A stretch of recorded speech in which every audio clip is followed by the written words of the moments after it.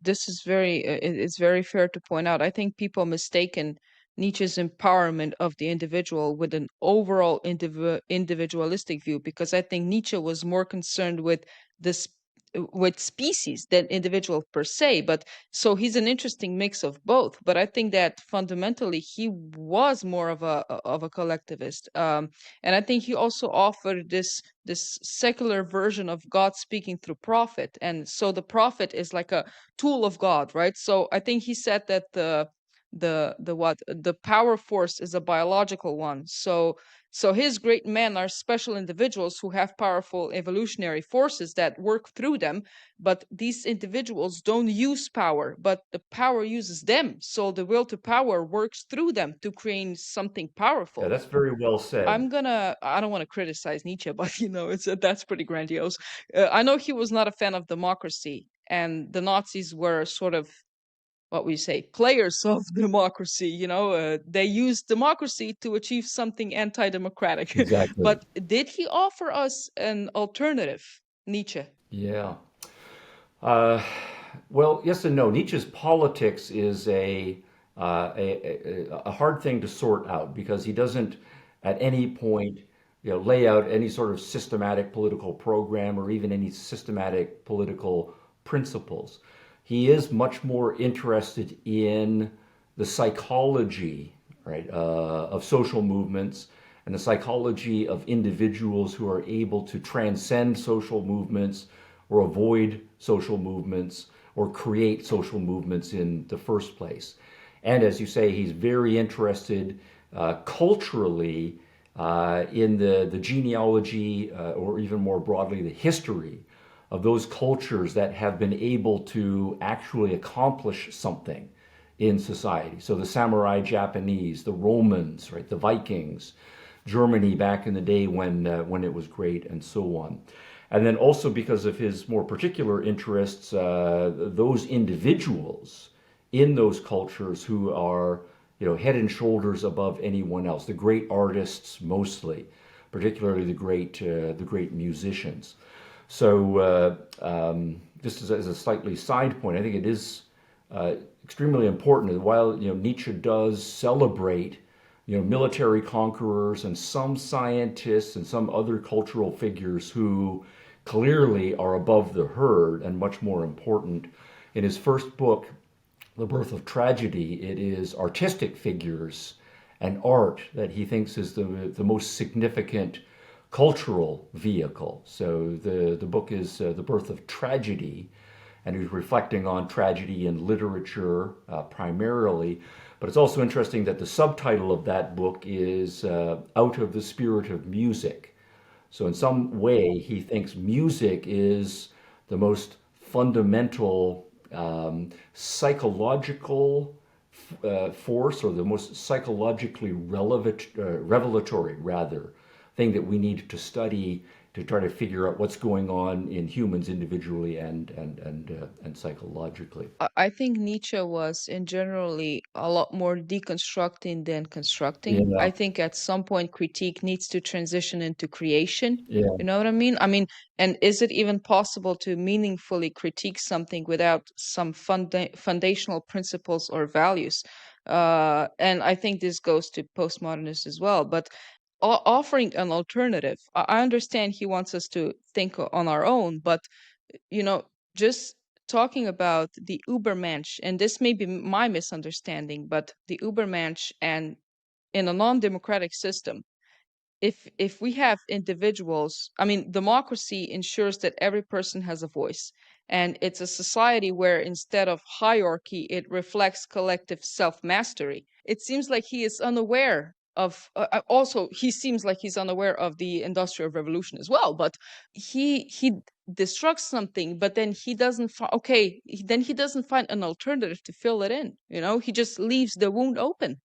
No, I think that's a fair set of remarks, and it does take us, I think, into some deep issues in Nietzsche. I think you're right to say mostly he is, to borrow the later phrase, deconstructing, right? And so I think there are some strong connections to later generations that turn to postmodernism, as we now call it. At the same time, he does throw out lots and lots of remarks that point in a positive direction.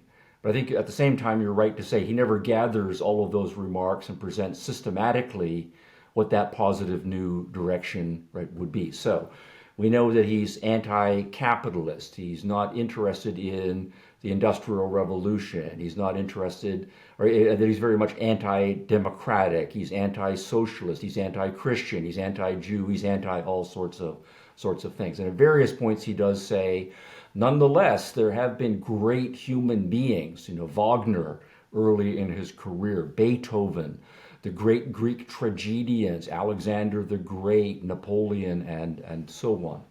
So why doesn't he turn to a more positive, systematic program, or tell us in specific what, once we get past the decay and the decline and the nihilism and we turn the corner, what some of these positive values are going to be?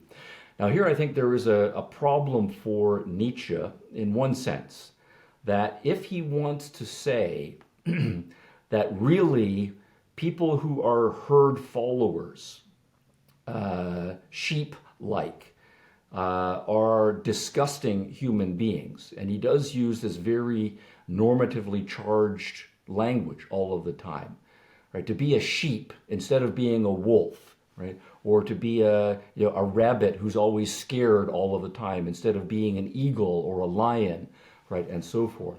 So he does seem then to say that that there are some things that are in fact right and some things that are in fact wrong for human beings.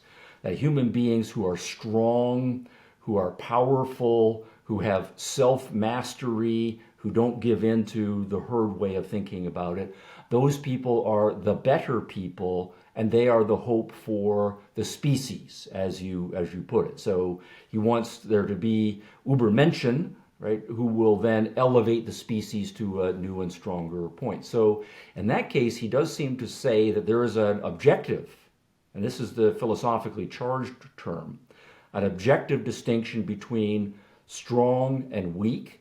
Strong is good, weak is bad, and anything in human beings that helps us to evolve stronger is good.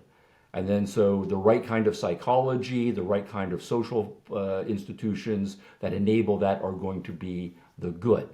Now, at the same time, while Nietzsche is saying all of that stuff, the rest of his philosophy militates against him being able to say that there are objectively grounded distinctions between good and bad. Because part of his philosophy then is to say, whatever is a value is just something that someone has subjectively legislated. And there are no gods who have done this subjective legislation. Instead, it's just a psychological projection, right, in words and formula, linguistic formulations of one's deepest biological impulses. So philosophically, then, at the same time, it seems like all Nietzsche can say is, I, Nietzsche, happen to respond positively to assertions of strength, power, independence. When I look at people who are cowardly and just following the herd and worried about what their mothers-in-laws are going to think about them, I feel disgust for them. But philosophically, it seems like all he can say is that that's just his subjective reaction to a different kind of human being. And then he can't say that one is in fact better than another. So to step outside of the human framework, for example, it would be like saying, suppose you are a wolf. On Nietzsche's account, you feel wolf-like, and so you're naturally a predator.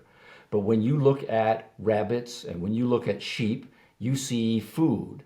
And if someone were to say, you should try to be more like a sheep or like a rabbit, your natural response psychologically as a wolf would be to say, oh, that's disgusting, right? I don't want to be a rabbit. I want to be a wolf, right? But that's just you as a wolf expressing what feels natural to you as a wolf.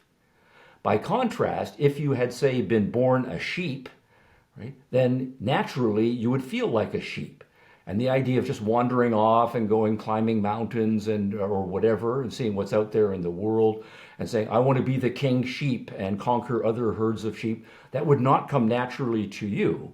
As a sheep, what you want to do just is, be peaceful and nice and just do what all of the other sheep are doing and being in the middle of the herd so that you're safe from the big bad wolf. So you would have your values that feel natural to you, but at the same time, you can't legislate and say the sheep way of life is the best way of life for all animals. Right? It's just a subjective projection. So from Nietzsche's perspective, then, if we come back to the human beings, it's very hard for him to say there is such a thing as one right psychological type for human beings. It's the master type, right? And that everyone else is degraded. Instead, it seems like what he would have to say is, well, naturally, some people are more like sheep. And that seems to be true.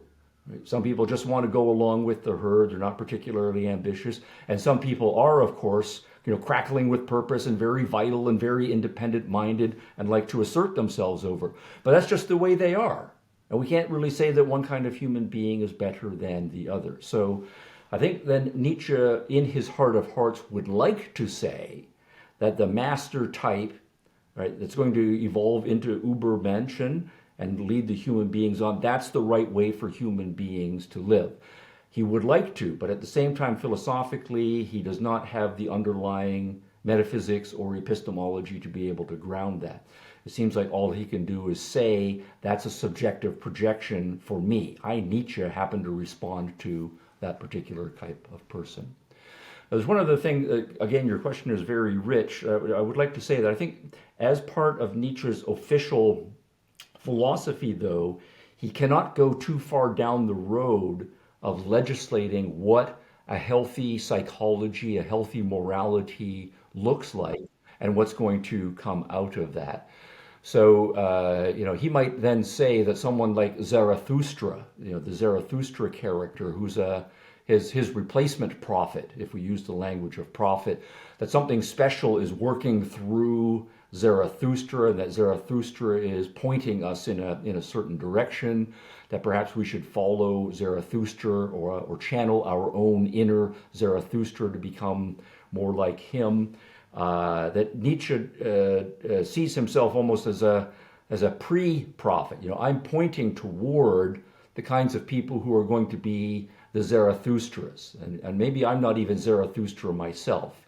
But then I, as Nietzsche, I can't tell you what Zarathustra is going to come up with. If Zarathustra is the new prophet, I can't tell you what words are going to come out of his mouth. Or if Zarathustra or Zarathustra Plus is going to be the new legislator who creates a new set of values, well, I'm not that Zarathustra. I can't tell you what that set of values. Maybe it will come out in the form of an artistic expression. Maybe it will come out in the form of a galactic exploration or a scientific or a political or a militaristic or maybe even a new religious, right, form of values. But I'm not in a position to do so.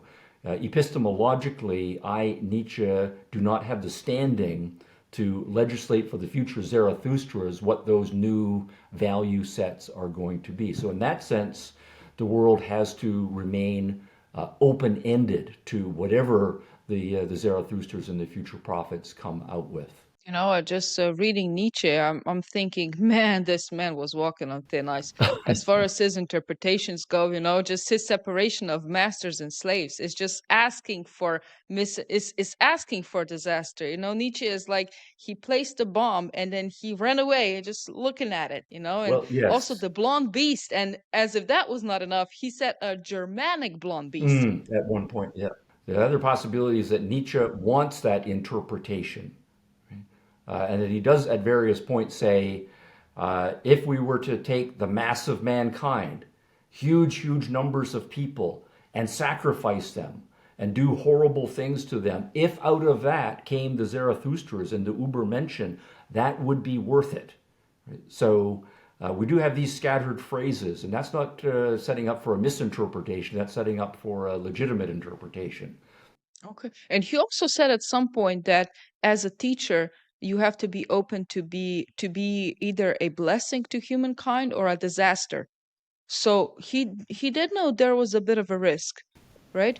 Yeah, um yeah. you have, so the Nazis, the Nazi killing units, number one, do you think they saw themselves as Übermensch? And then number two, if they did so, do you think it caused an internal conflict because they were supposed to be strong and tough and, you know, but then again, they had to alleviate their emotional pressure from work because we found that with the mobile killing units, these people needed to drink afterwards, and they also discovered, I think it's called a Hawker's album, which is about zoo at Treblinka, that they had a zoo there where the killers would go and be kind to animals as they were killing, so it was kind of like a coping mechanism for people. Do you think that, okay, so did they see themselves as as these overmen, and do you think it caused like internal conflict? Well, I think definitely it does. So that the official aspiration is that you are beyond good and evil, or at least traditional good and evil, that you have a higher morality and a new morality, and that you, by virtue of your fortunate circumstance to have been born in the culture that you are, or the political regime that you are a part of, have the chance to transcend traditional morality and go on to create the new and better society. But then, as you say, that generates a huge amount of internal conflict, right, with people. Now, what you can say is to say, well, if you have the wrong so-called higher morality and it's leading you to kill all sorts of people, but there still is some shred of natural, normal humanity in you, you are setting yourself up for huge internal psychological trauma. And I think that's probably the better interpretation. I think if we're going to frame this within Nietzschean language, Nietzsche, as though, would say, here we just have people who are somewhere in the middle. They have the aspiration, but they don't actually have what it takes to fully realize that aspiration. So they are not Übermenschen, but they are Übermenschen wannabes, and the wannabes are going to be in a problematic state.